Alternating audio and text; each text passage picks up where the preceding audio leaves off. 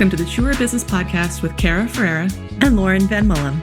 This season, we're looking at how online entrepreneurs built businesses around what they wanted for their lives. We're talking to people who broke out of the follow my formula mindset to find what worked for them so that you can find the way that works for you. What do you really want?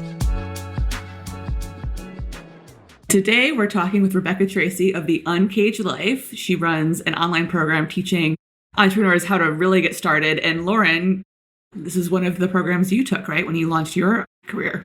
Yes, not only did I take it when I was changing my niche drastically and had to rebuild everything from scratch, I did Uncaged Your Life, which is the program. Now I teach for it. I am the copywriter instructor, and I do monthly about page reviews and copy reviews and have a really good time in the program because I believe in it so much. It's amazing with the foundations. Right. And it's sort of teaching people how to get set up online. It's not one of those follow this formula and you're going to reach overnight success. It's really getting into a really practical approach, which I've always appreciated. I have not taken the course, but I've listened to tons of podcasts with Rebecca because there's just so much just nuggets of wisdom and like practical advice for starting a business. The reason why we wanted to talk to her especially and first is because she epitomizes creating your business around the lifestyle you want. That's how the Uncaged Life started. She was like living in her van or wanted to live in her van, and she needed a business that would support that. And she created this program with a lot of stops and starts and trial and error. And it's grown into this incredibly robust program. She's got a Facebook group of over 16,000 entrepreneurs, and that's all people talking to each other about how to build a business that actually works. Right. So shall we just hit the high notes of her bio and then we can hear directly from Rebecca herself? It was a really great conversation. I think people will take away a lot from just practical advice again for how to get started and not spin your wheels. All right, here's the bio. Rebecca Tracey is the founder of the Uncaged Life, where she works with coaches and online business owners to get clear on their brand message, create packages that sell, and help them get clients. Rebecca runs a highly engaged online Facebook group of over 16,000 entrepreneurs. She started her business while living in a Chevy 1981 camper van and now owns a sweet upgraded van and lives in her dream town of Squamish, BC, surrounded by mountains, where she is truly living her uncaged life. And with that, let's drop into the episode. Cara here. So real quick, I wanted to give you all a heads up that my microphone was being finicky when we spoke with Rebecca. So Lauren and Rebecca do most of the chatting, and I apologize for some of the sound quality, but it's still a great interview. So here you go. Oh, Becca, I'm so excited to have you on. I have so many questions, but the reason that we really wanted you on here is to hear your business origin story, because when I think of a business owner who has created an entire business around the lifestyle that they wanted, you are the first one that springs to mind who has like just really embraced that. And I feel like your business was created from that inside out instead of how do I make money and then fit my lifestyle back into it. It's like, how do I live my life the way I want to and build a business that supports it? So in the way back, because you've been doing this for a while, how did that start? How did that start? Well, it probably started when I kept getting fired from jobs for wanting to take too much time off and me being like, okay, we need a better plan for this. I was like nearing 30 years old at the time. And I was like, you need to get your shit together and figure this out. So that's probably what sparked like, okay, what else can I do? I started as a holistic nutritionist. I did some coaching courses. I was kind of combining the things together. It was definitely a slow road to where I am now. But it actually started when my boyfriend and I at the time bought a camper van. And we were going to go off on a year-long rock climbing trip. And I hadn't really started the business yet. And I was like, you cannot wait another year to get this started. Like, you have to do it. And so I moved into the van and I started the business, which is not what I would recommend doing. Although there's much better Wi-Fi options now than there were in like 2011. That was my first question. Oh my gosh, I can't even tell you. It's funny because one of the places that we traveled is the place where I now live, which is Squamish, BC, which is like a big rock climbing destination. It's beautiful. It's just north of Vancouver. And I remember sitting in the McDonald's here in the parking lot poaching their Wi-Fi because it was like the only place in town that you can get free Wi-Fi. Now it's like you can go anywhere. But yeah, and so that's how it started. I was kind of piecemealing things together and had a few practice clients that I was working with that I'd kind of gathered before I left. And I remember thinking, okay, well, you say you want to be able to have this lifestyle and be able to be on the road and travel and all the things, and you want to have a business. So like, why not dive in and do both at once? So, when did you transition from health coaching into business coaching? How did that happen? I would say that it probably happened before that trip. I added the life coaching component because I found it was really hard to get people to change their diets. Nobody wanted to change their diets. The health coaching was like, I was like, I like this, but it's hard. It's not enough. And so I added the coaching in, and all of the practice coaching that I was doing for my coach training through CTI was coaching people that I knew. And the people that I knew were other health coaches in my program and other life coaches in my coaching program. And the thing that they all wanted coaching on was like what the hell they were going to do with their life or their business once they were done this program. They're all kind of trying to figure out like, what is this? What do I want to do? And so I was coaching them through that. And I really liked that aspect of it. And I was like, this is way easier than keeping on top of all of the health coaching trends and, science and everything that's going on, research. And so it took me a while, but I remember when I first started my website, I had recipes and I had a life coaching section and I had like some marketing. It was not niched. It was horrible. I would fire my students if they were doing that now. And at some point I was just like, this is not working. It doesn't make sense. And I just had to give myself permission to let go of the health coaching stuff for now. I was always like, this is just for now. We're going to drop it and we're going to see how it feels to just do this other piece. And I never went back to it. And where did you pick up the marketing side of things? The marketing, funny, I was working for an online wellness company based out of Toronto, and they hired me for, I don't know, $12 an hour, which was probably minimum wage at the time, to do their social media, to write content for them, to like run contests on Twitter. Like I was doing this online marketing stuff that I had no idea what I was doing for them. At the same time, I was figuring out my own business. I was coaching people. And I remember teaching the clients that I was coaching. I was like, this isn't officially my coaching, but you know what you can do? You can do a blog. And it's like teaching them the things that I was learning through working for this online wellness company as like their kind of marketing person, which was not what I was qualified for. And so through just figuring out my own business, through taking courses, it like slowly evolved more into the marketing piece. It was probably 5 years before I said, I teach marketing.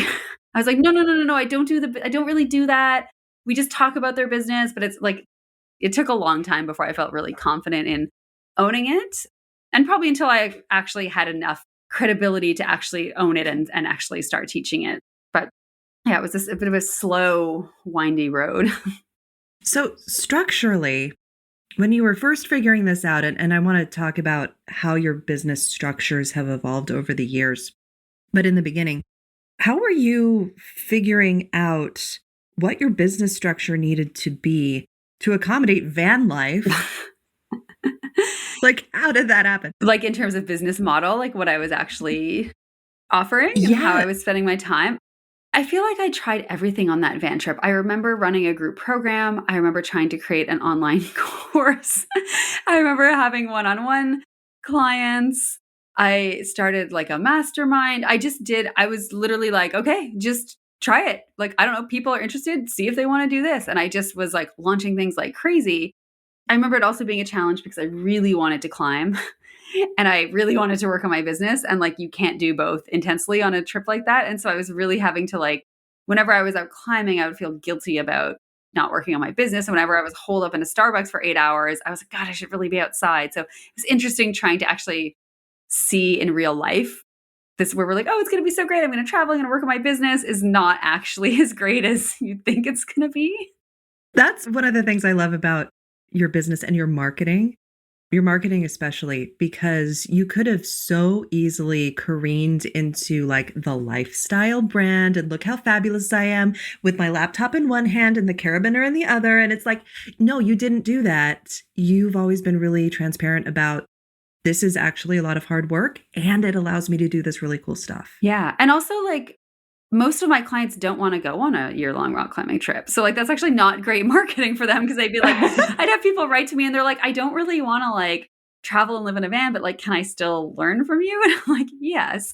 And so what I realized is most people want, you know, their version of their uncaged life, whatever that is. And for most people, it's like a flexible schedule.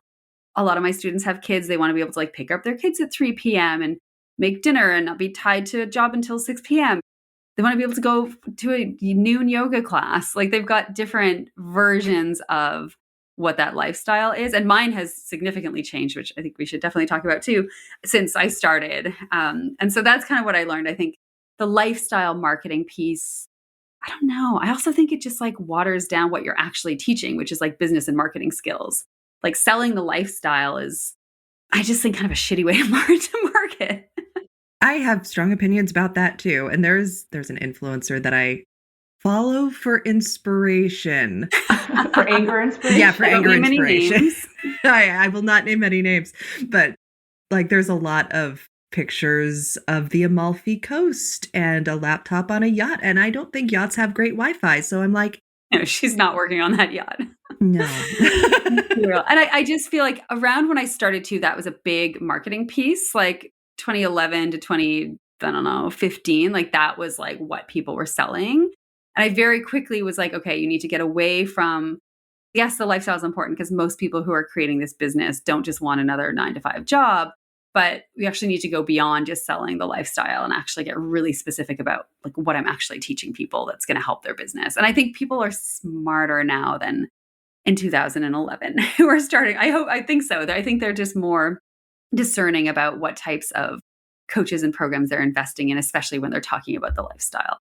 Yeah, I think so. And was there a point in your entrepreneurial journey where sort of that balance of like, I want to be rock climbing, but now I'm stuck working on my business today? Did you ever find a better blend, or has it always sort of been the competing? No, I definitely did. I would say after that trip, I came home and I hustled my butt off for a year and a half, maybe. I can't remember how long it was, but I was probably doing 60-hour weeks on my business. Like, that was like the second to third year of business. And I was back in Toronto. I was, back in a stable Wi-Fi zone.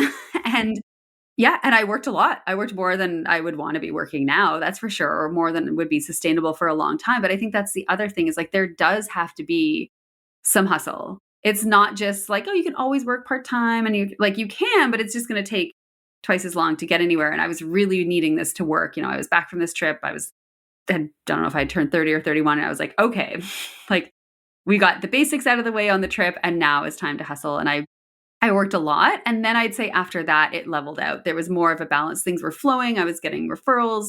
People kind of knew who I was. And so it was easier to find a balance of like figuring out what the work schedule would look like so that I could still build in the lifestyle again.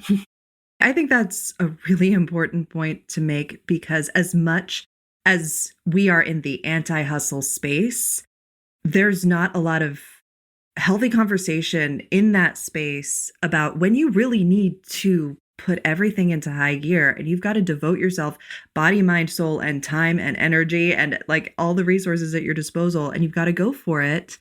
And that takes a while in the beginning, and then you can do cool stuff like, here's my ideal calendar, here are my super strong boundaries, I know what I'm going to do and not going to do.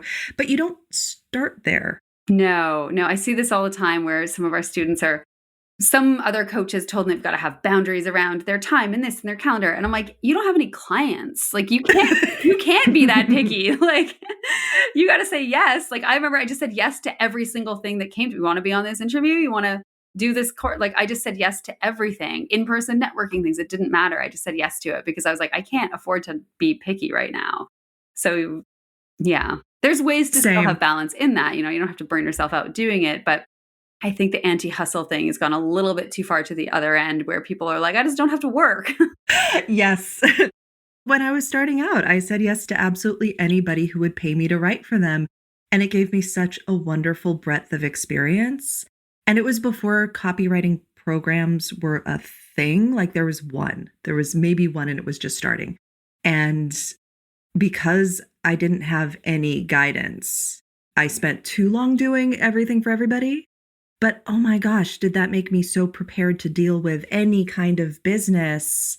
And I don't see that the younger copywriters have that experience because they get into a program immediately and the program is amazing. It teaches them everything they want to do. And then they niche down immediately and they're like, but I don't know how to write for any other kind of thing than this.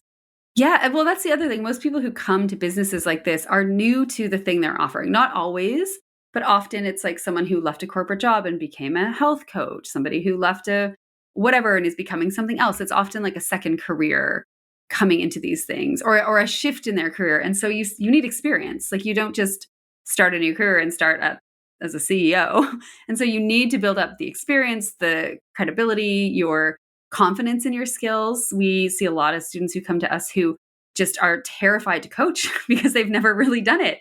And they spend all this time trying to market it. I'm like, but you're not actually confident that you can get someone results. And so I just think the more that you can just say yes to everything and do it all at the beginning, your confidence really goes up. And then you can start to boundary it. And then you can start to say no to people. But you've got to get really good at the thing you're doing before you get really good at the marketing for it. I think the other thing you touched on is that you were willing to take that job for $12 an hour when you were starting. Yeah. And when I came back from the year-long road trip, I had sworn after that trip, I was like, I'm not getting a job again. It's just my business. And I got back and I was like, oh, rent in Toronto is expensive. And the business is not making, I think it made $18,000 the first year. I'm like, that's not enough to live. And so I went and I got another job specifically, but what was helpful was I just thought of it as funding my business. I was like, I want this job so I can hire a coach, so I can buy this program, so I can build my website. Like it was temporary, which was just a mindset shift I think that I needed. It wasn't like, oh, you're giving up and getting a job. Like this is for my business. I just appreciate that mindset so much because a lot of my clients, I'm a website designer, and when I have clients who come to me who are like in their mid-20s, it tends to be, they like went corporate for a little while and they're like, I'm ready to quit and do this other thing. And they fully quit and they go all in on that website. And then I check back on the website 3 months later and I'm like, it's gone. I know. Yeah. Keep your jobs. It doesn't happen as fast as you want it to. Doesn't happen as fast as a lot of the business programs will tell you that it does to get your money. You probably have heard me talk about this, Lauren. Like I love low expectations because I love to be able to like accomplish them and then maybe beat them. So if you just set the bar really low, like we always tell our students, I'm like, how much do you want to make in the first year? They're like $100,000. I'm like, okay, well, that's not realistic. So like, what's actually realistic based on how much you made this year? And they're like, well, I made $0. And so they'll be like, okay, $15,000. And I'm like, great goal. Like, now let's figure out how you're going to do that. So I think just having a better realistic view of what it takes would save a lot of people from quitting too early because there's this thing in this industry where people think it should happen fast and they think they're failing when it's not happening fast. But in fact, you're just right on track. And they also think it has to be 6 figures. Yeah. Like you can make a really great living at 80K. Yeah. Although I don't know with the price of things now, I don't know. It might depend on where you live. No. Seriously. But I think in terms of like a first, second, third year goal, it's like, I don't know why it's all of a sudden out the gates at 6 figures. Yeah. Yes, exactly. So I want to talk about how your business has evolved over the years. And I'm really curious about the intersection of how it has evolved around your life. Like, how are those two things playing and maybe when have they sort of intersected in a hard way? And maybe how have you balanced? Yeah. Well, so keeping in mind also that now I started in 2011, now it's going to be 2025. So whatever math that is, 14 years. So I'm 14 years into business. I have a much, much different business model now than I did when I started. So I just think that's important to know because I'm not here trying to be like, you can do all this too. Like I have full-time employees who work on my team that I pay salaries to with benefits. Like that is not something I had at the beginning. So it's not just me anymore. But over the years, I definitely found a really good balance of how I wanted to work. And that was through doing a couple launches a year. So I would do like a big program launch in the spring. And then I would travel through the summer, and then I would do a big program launch in the fall, and I would travel in the winter. And so I sort of was able to build this like cyclical nature to my business, which I really liked. I liked kind of like being all in and then being able to like take a bit of a step back and then being all in again. I get really motivated when there's like a goal like that versus just kind of humming along exactly the same throughout the whole year. And that was great. That still is great. That's still what I do. And then I moved to BC, which is full of mountains and ocean and rivers and just amazing places to visit. And I haven't traveled as much. I feel like I live in a place now where I don't need to travel from. I was living in Toronto before. I was always leaving to get out into nature. And now that I live here, it's been really nice because I don't travel as much, but I've still kind of kept the same cycles. And yeah, I was just thinking back to like, now I would never want to go live in a van for a year. With my, like, we still have a van and we go on shorter trips, but like the thought of like, I'm just going to travel for a year is not at all my version of my uncaged life now. I also am pregnant, and that's been in the works for a few years, let's just say. I had a pregnancy loss earlier this year, and like such a different version of freedom in the uncaged life. Like I just could not work. It was like a second trimester loss. It was really traumatic, and I just didn't work for months. Like my team just took over. I was emotionally recovering. I was physically recovering. And God, I've never been more grateful to have taken the time to build that. The team thing is newish, like having a team in place that can really jump in and really just run the business. And, you know, I'm 14 years in, but so grateful that I took the time to just build this up in a sustainable way so that I could take that time off and I could give myself the time and space. And then when this baby hopefully comes next year, it would be the same, right? Like I'm not as stressed out about, oh my gosh, what am I going to do if I can't work? Because I just know that I've built something that we can kind of rinse and repeat, that my team is around to support with. And so much different than going to live in a van. But, you know, I feel like after 15 years in a career, everyone's priorities are going to change. And it's great to have a business that actually lets that happen. Yes. And I'm really curious about how you built that resiliency in, the flexibility in, because it was a couple years ago now, but I was in the middle of teaching my Truer Copy Mastermind, which I'm actually not offering this year, a little break. But my father died, like in the middle of me teaching this huge, really important course for me. And I had a bunch of people. And when you are a one-person show and you are teaching a course and your life blows up real big, it's a really interesting time to look at your business model and see how well prepared it is to catch you. Yeah. My husband and I are also on the baby journey. And I'm thinking, okay, I'm actually planning on blowing up my life real big. Yeah. How am I going to build this into my business? Yeah. I mean, we had the launch model. So like a lot of our revenue comes twice a year, and that's flexible.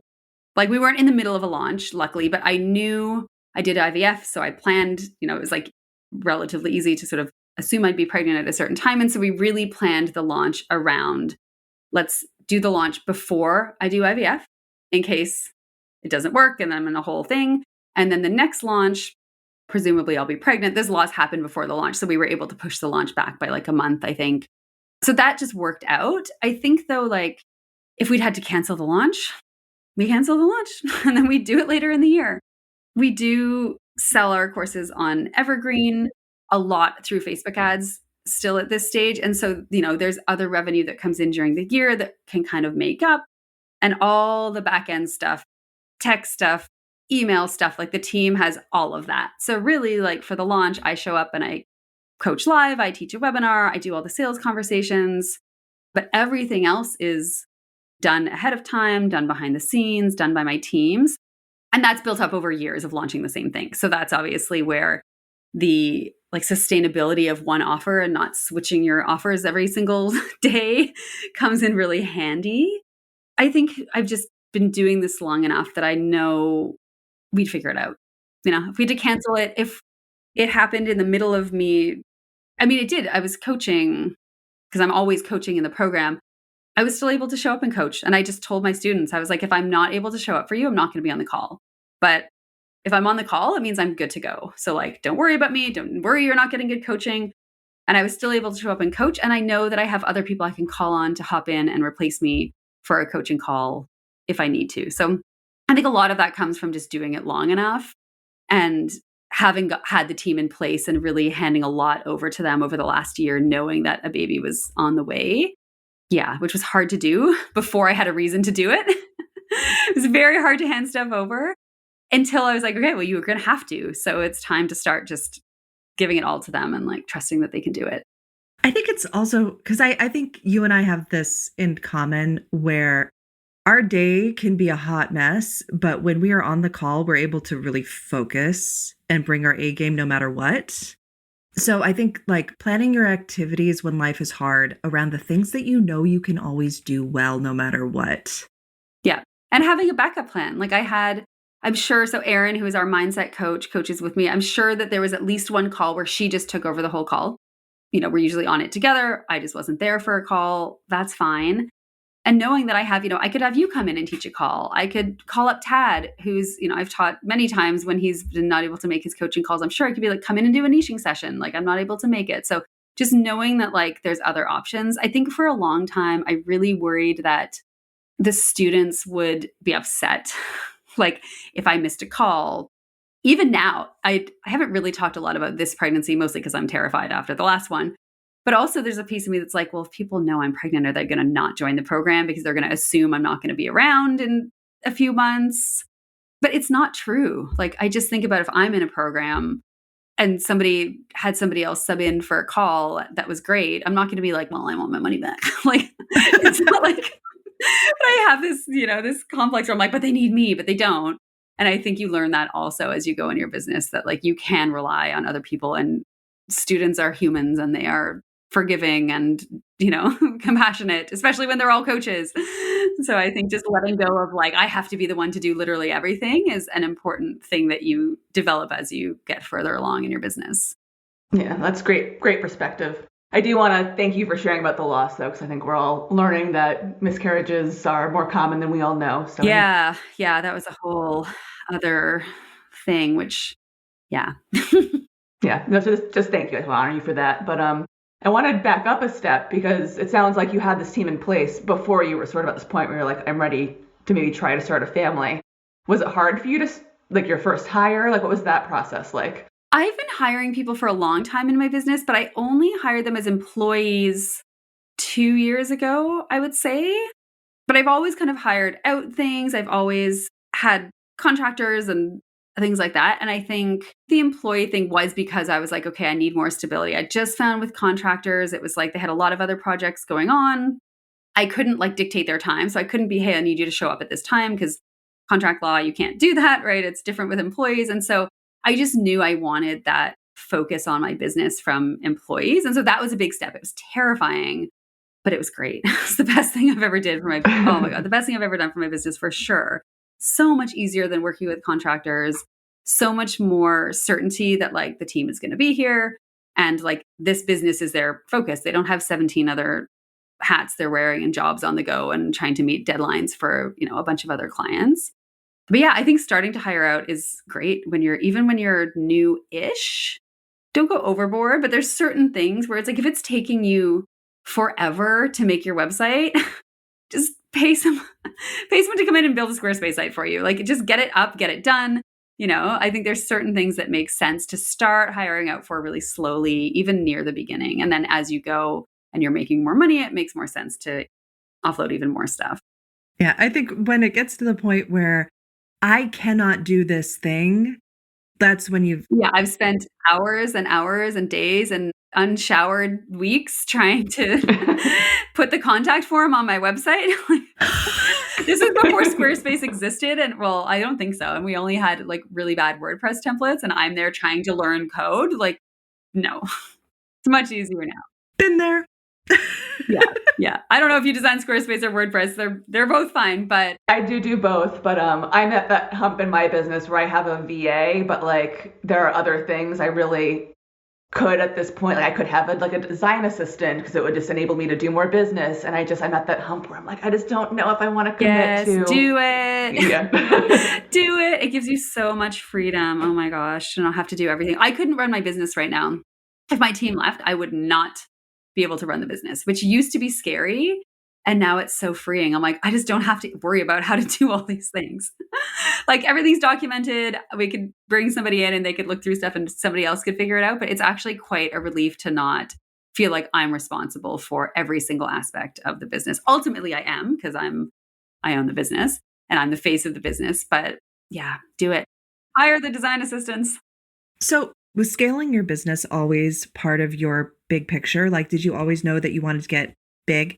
No, I was like, I just want to make like 60 grand a year and like live in my little apartment in Toronto and, ride my bike everywhere. Like, that's fine. It was never, ever in the plan. And it's funny because it's still not. Like, I still don't have these aspirations of like growing bigger and creating the next thing. Like, I don't. I'm just like, things are stable. Things are good. The program's good. My coaches are amazing. Like, my team's amazing. Like, I don't want to mess with that. I'm not like trying to grow more. I feel like I've been in like a maintenance of like, this is really good. Why would I F with this for like years now? And it's easy to get sucked in. Like I see, I follow a lot of the same people online who are always like creating the next thing and like going for the next level. And I think there was a period where I felt like I had to do that. And then I was like, but why? Like, this is pretty good. We've got it pretty good. Yeah, I think there's something to be said for just like a nice, stable business. I don't think it always has to be this next big thing. That's funny. I think that we're all on the same page with that. It's like we've kind of hacked it to where we're really happy with our lives. We're really happy with our businesses, our clients, our income. And I think even though we're working at different levels from the outside, like we've made it. I'd say this is making it. Yeah. Obviously, my business model is a bit different than what I teach because my students are all one-on-one coaches, just trying to get one-on-one clients. I have like the scaled model in a team. I never thought I'd go there, but that's where I am. But our mindset coach, Erin, she's a one-on-one life coach and it's what she wants to do. Like there's no, she's like, great. My one-on-one practice is full. Got to the point where she could raise her prices to what she wanted, has leads coming in all the time, does not really do marketing. She talks all the time when we do our webinars to promote the program about how she's like, I don't know how much I market, like 5 hours a month. Like, I don't know. She makes a podcast now, which is super easy for her to record. And so, yeah, she's just like, this is great. There's no next major thing that like needs to happen. I think that's a consistent theme that we're running into with, people we work with, the businesses we interact with, and see if they keep going or if they fail. But I think the founders who go in thinking this is the big money goal I have to hit, it's just like, it's kind of a shiny penny. It doesn't keep them motivated, especially if it doesn't happen fast enough. So yeah, I think you have to have those other things that are filling you up in your business besides that one income thing. You have to be sustaining yourself, but in terms of just like this pie in the sky goal, it tends to be. Yeah. And the income thing, like it changes with, my business expenses now there's a lot of them. If you told me what I would spend monthly in my business now when I started, I would be like, I don't want that. I don't want that business model. But it lets me have a team that does all the things so I can be a little bit more hands off. Like it allows you to have those things. And so I think like the revenue goal is a bit deceiving because you could look at my business and look at the total top line revenue, but that's not really realistic to like what I'm paying myself, all the other expenses. And some people don't want that. And I was afraid of it for sure at first. But I think, yeah, like if you continue to do everything yourself, there was like probably 2 years in the middle where I was doing everything myself. I had like maybe a 5-hour a week virtual assistant and was probably making as much money as I'm making now in my business, like take home. But I was doing everything. Like I was up doing the tech and I was trying to figure out the thing and I was doing right. And it's just different. I think you don't realize that when you get into it. You just think of like, here's how much money I want to make. But there's different business models and different ways that can look, that you start to figure out what works for you as you go. That's really funny. I think you just described where I am now. I've got my VA and she makes things happen that I just plain don't have time for. But I'm also having to figure out a lot of things myself, like freaking Dubsado. Yeah. Well, it sounds like you're just taking the next step and weighing against what feels right to you at the moment. And then it just sort of has grown into something you couldn't have planned. Yeah, I would have planned my business to be what it is now. But now I wouldn't change it to go back to just doing one-on-one consulting. Like, yeah, it's just a different. Yeah. I did want to ask, because just in sort of preparing for this, I've listened to a bunch of your podcasts before. So I was listening to Claire Pellitro's Get Oh, Paid, yeah. an interview you'd done with her a few years ago.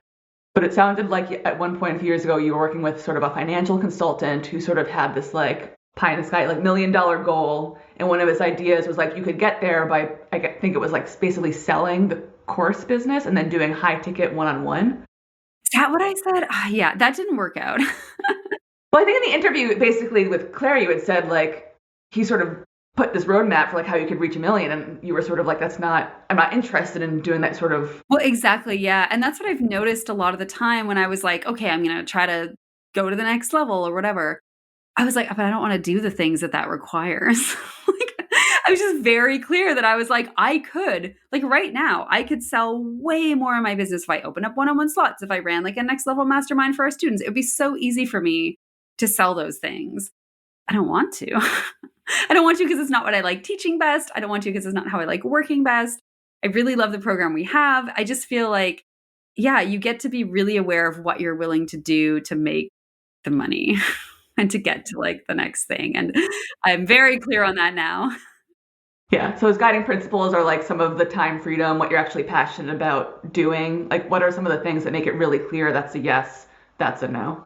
Yeah, for me, a lot of it's the time freedom, especially with this past year and next year with baby. Like most of it now is the time freedom. Some of it's just like what I enjoy doing. Like I don't love a one-on-one coaching call with a new coach. I just don't think it's as effective as like what we teach in our program. And so I'm just like, I don't know, I could take their money and do it, but like, I don't think it's the best way for them to learn. I don't think they're going to get the most out of it. So like, it doesn't feel great to do that. So some of it's, yeah, what I like doing. Some of it's what I think is going to actually help the students best. Some of it's the time freedom. A lot of it's the time freedom, let's be honest. At this stage, yeah. At this stage, a lot of it is that because I have such a flexible schedule that it would be hard. There's periods where I'm like, we're going to run a flash sale or a promo, or Erin and I are going to do some one-on-ones and we like pack our calendar. But it's really, again, it's like an isolated time and then it's done. It's not like an ongoing forever offer. So when people have so many offers, I don't understand. I think people love that, but I'm like one offer, shoot all the people into it, and like the rest is very spacious. I've significantly pared mine down. Yeah, you have. Yeah, it's much better this way. It's much simpler. But I still have baked in flexibility because people need different things. But the way I offer it is the same, if that makes sense. So I have actually got one question before the final question. The final question. Yeah, the final question. But the pre-final question is you work with the very, very new business owners. And why I love Uncaged Your Business so much and why I recommend it to everybody is you really work with the foundations that you need to make sure your business is going to work and that you can get clients and that you're not just going to launch this big, beautiful website with perfect branding and it's gone in 3 months. Because Kara and I have both seen that with other clients who have not gone through the program and they have these beautiful ideas and they have so much talent and they haven't done the foundational work. Yeah, that must be hard for both of you. I mean, do you take those clients? Because what if someone comes to you and you're like, I don't even know what you're offering here. Like, this is not clear enough. Like, how can you write copy for them? How can you make them a website? I try to send them your way. I'm like, this is really what you need at this stage. Yeah. Sometimes people don't want to hear it, though. They just want a website. They just want copy. Yeah. I, at this point, will turn them away when I was newer and really need the clients. And my most common package is you bring me everything and I make the website. Yeah. So it's not your responsibility that it makes sense. You're just making it pretty. Right. So for the longest time, I would make the website, but then I would check, and it was like between 3 and 6 months, and I would know which ones it was going to be pretty much, that I would check back and that website would be gone. Or I would start on Squarespace, since I'm usually still on their account, so I get the notification that the billings stopped being paid for in my email, and I'm like, okay, that one's gone belly up. But now I typically am like, you don't have enough copy, and I'll send them to Lauren, who then maybe she says yeah. to you. And then we send them back to you once we're done with them. Yeah, it's a good cycle. I like it. Yeah. Sometimes if they have enough of a sense of the niche, enough of a sense of the problem they work on, they can get a lot of clarity through the copywriting process. But I'm still like, you have to actually talk to people. We need the voice of customer data. You have to book calls and have conversations.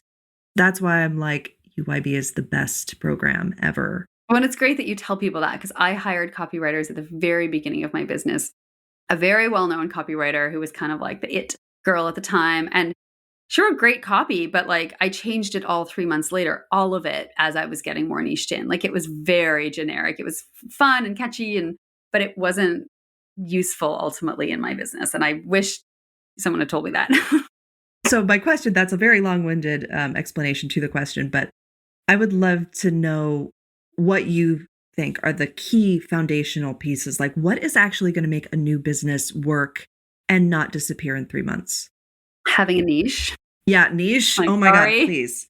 And what that means is not like an ideal client avatar exercise. What that means is like being really clear about what people are paying you for. Like if you can't answer what people are paying you for, then it's not niched in enough. So it's got to be clear enough that people are actually like looking for help for the thing that you're offering. And along with niche then comes, like you just said, like customer language, like making sure that you're not speaking in your industry jargon, which we are all guilty of when we start. I for sure did it with nutrition and with coaching, but really making sure that you're like getting into the minds of the people and what's going on for them and what feels hard for them, what feels frustrating for them, what they've tried already. So you can literally take that and put it on your website as your copy. So if you're not using that language and you're using this kind of higher level coach speak, that's just not going to work. So the niche and the market research for sure. And then I think the next best thing that people can do is to beta test, especially because like we talked about, a lot of people are coming into this business kind of new to what they're doing, or at least doing it in a different capacity. Maybe they were like doing it in corporate and now they're doing it for individuals. It's totally different. And so the faster you can get really good at what you do, it's great because number one, it's basically market research. You get client language, you get results, you get to actually see what results you can get for people. So when it comes to actually doing sales conversations and selling either in person or on your website, you can actually tell people what results they're going to get. If you haven't tested your services enough, you're kind of just guessing and you're probably not actually articulating it in the most compelling way. And so test like you did, just say yes, work with everybody in your niche as much as you can. And you'll start to see those repeated results and you're going to get so much better at selling. You're going to get so much more confident in what you do. You're going to have all the good language. You're going to get testimonials. And I think you should do all of that before you make a website. Hope you both agree. Oh, so much. Because you can do it all without a website. And then your website's going to be so good when you actually put it up and you're not going to have to change it every 3 minutes. And yeah, I think those are like the best things that you can work on. You don't need a logo. You don't need business cards. You don't need an Instagram account where you're posting 800 times a day and trying to keep up with algorithms. Like that's just not the things that are going to help the most. I love that. That is that is the truth. I wish everybody knew, and it's shocking to me that everybody doesn't. I know, because it's not that fun. It's not as fun as like getting a logo. Like the very first thing I did when I started my business was like, it was the nutrition business, but I hired a designer. They'd made me a logo and branding and a couple little icons I could use and actual business card. And I was like, I did nothing with those things. They didn't bring me a single client. Like those things didn't make me any money. It was such a waste. It's not her fault, but it was fun though, because it looked like I had a real business. I was like, look, I got a real business. Look at my logo, but I didn't have a real business. How you have a real business is you have clients that pay you. And so right. That's what you want to be working towards as fast as possible. Okay, Kara, do you want to ask the final question? Yes, the final question. I'm nervous, even though you already told me what it was. But you only told me without any time to think about it. So also, I forget what it was already. So. It's the first time. Yeah. So 14 years ago, when you were just starting out as a little baby entrepreneur in your van, what would you tell that version of yourself, knowing what you know now? There's like the business advice I would give myself, which is probably the things I just listed. Like niche it in, create one offer and just sell the crap out of that. Don't think about creating a whole business. That would be the strategy guidance. And I think on like the mindset wise, because there was definitely a point probably end of the first year, right after the van trip, where I was like, how is this ever going to work? How is this ever going to be sustainable? So I think just the reassurance that the timeline is longer than you think it should be. And that if you just keep saying yes to everything, keep trying all the things, keep narrowing it down, just knowing that it would eventually work, I think would have been helpful in that moment where for a few months where I was like, God, should I just go get a full-time job? How does anyone ever make this into a full-time business? Like, I'm sure we've all been there where we're like, this is a joke. This is not going to happen. I think just knowing that like that feeling is normal and the timeline being longer than you think it's going to be is normal. And that I really believe that any business can work. I don't think it's a matter of like, oh, your business just isn't going to work. I think the mindset that you have to have is, how can I make this work? I told you I made an online course in my first year in the van. Nobody bought it. One person bought it, actually. I did a pre-sale because I was told that's what you're supposed to do. And then you take that money and then you build the course. But only one person bought it. And so, instead of being like, okay, well, I'm still going to sell it or like hanging on to the idea, it had to be like, okay, well, nobody wanted that. Why didn't they want it? And then what do I need to change so that maybe the next time people want it? I think just like having the mindset that you can figure out how to make it work. It's not just going to work or not going to work. Like every business has potential to work. Oh, I love that. That's the growth mindset that we're always. Yeah, which I don't know that I had. I think I had the motivation because I didn't want to go back to a job and I needed the money and I wanted the lifestyle. So I had that drive. But I think just being reassured that like that was a normal path that I was on, I wasn't doing it wrong, would have been helpful. That's huge, given the business you have now and sort of how Uncaged your business has become what it is, knowing that even you had a course that didn't sell. Oh, yeah. Many things that haven't sold over the years. Many. And even sometimes now I'll put something out and I'll think this is going to be easy. And I'm like, oh, I actually have to hustle this. Okay. Like nothing is a gimme. Thank you so much. This has been amazing. This fills my heart with joy. Thank you for having me. Am I your first guest? I can't remember if you said I was or not. Yeah, you're going to be the first interview episode that we're launching. So thank you for. Yay. Well, thank you. All right. I mean, we've mentioned it, but do you want to share any links where people should look to find you? We have a training on the website that I think all new business owners should watch. It's branded, like it's called How to Build Your Business Without Social Media. But it really is walking you through the foundations that you need because you need those, whether you're going to be on social media or not. So I think that's a really great place to start for anyone who's new and is like, why isn't this working? This feels hard. I think watching that will clarify a lot of things. And you can probably find that in multiple places on the website. Fantastic. Wonderful. We'll have links in the show notes so everyone can go over that way. All right. Well, thank you. Thanks. Bye.